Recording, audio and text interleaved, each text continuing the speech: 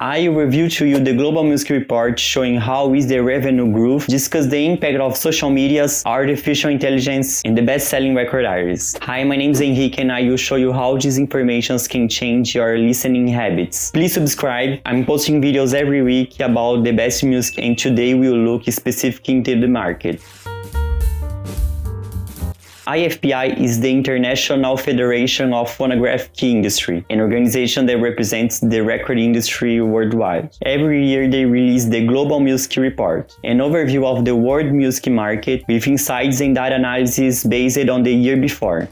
The first big information is that global revenue has grown 90%, being the majority of it coming from streamings, but all format categories too, like physical sales and performances rights. Only download and other digital has decreased, which means that music is apparently making money again, since this is a 8-year trend that seems to break the crisis generated by illegal downloads and etc. However, the growth may be slowing down. In 2021 we had a jump in numbers, largely due to the post-pandemic recovery, and now expected that the graphics will draw a plateau. As the CEO from Warner said to Billboard, music is the lowest form of entertainment. Streaming has always been a better than nothing deal, but the companies are trying to push services to raise the subscriptions prices, as well increase royalties from platforms like TikTok and Instagram. It's told that musicians have more choice than ever before to record and share music worldwide. There are studies showing companies' payments have increased, but it's still hear complaints about exploration work.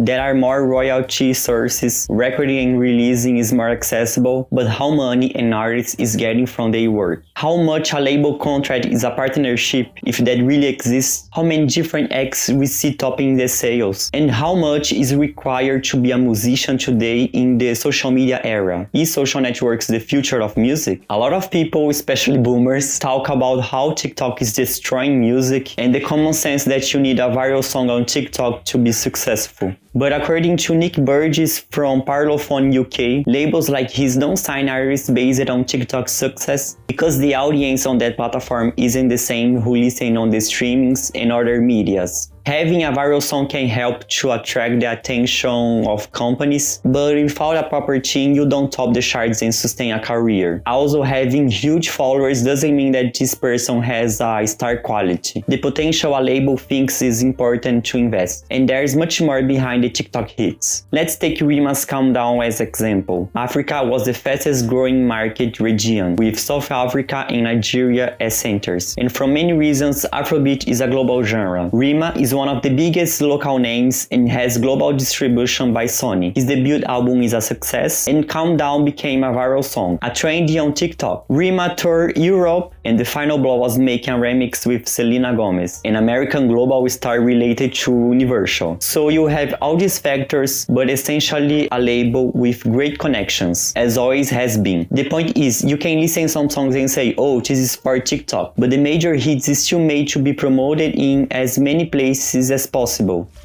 If you are enjoying this video, don't forget to like it to help me reach more people. Talking about hit singers, what the best-selling record artists of 2022 tells us. Taylor Swift is in first place for the 4th time. This chart started on 2014 edition viewing 2013, and this year is the most diversified with 6 countries. Taylor is the only American topping, and we have 3 K-pop groups, which one, Stray Kids, is not from HYBE. Recently, Bang Si-hyuk told to CNN that Hallyu may have reached its high. I don't see they losing space for another market, but last few years showed this tendency on diversification. Top markets didn't change that much. It's always the same countries in different positions. They are based on consumption, like China jumped to 5 thanks to an increase in streaming subscription, and Brazil is back to the top 10 for the same reason. We can't forget that these charts aren't so accurate. It's an estimate based on information that IFPI has access to. Especially with streams, numbers may be inflated. And now let's talk about the hottest topic right now, artificial intelligence. When ChatGPT was released, this subject exploded on the internet. A lot is being talked about the use of IAs in art. The general movement seems to be using IA as a tool, and I hope the industry continues to be worried than optimistic. As Michael Nash said, most of these AI systems is trained on copyrighted content. They don't say about it, but virtual virtual idols can be in this conversation. Technology versus humankind will gain more and more layers, and I don't think government policies will be enough, because this is about how can we improve music recording. It's about getting more money with less costs. For now, we see an opposite movement and some regulations, but how long will last until the market start to convince the audience? What's your opinion? Let me know in the comments. You can read the full IFPI material on the description, but remember, this is the point of view of the major companies. As they rule the global music market, the new big changes will come from them, so we need to pay attention. Thanks for watching and see you soon. Bye.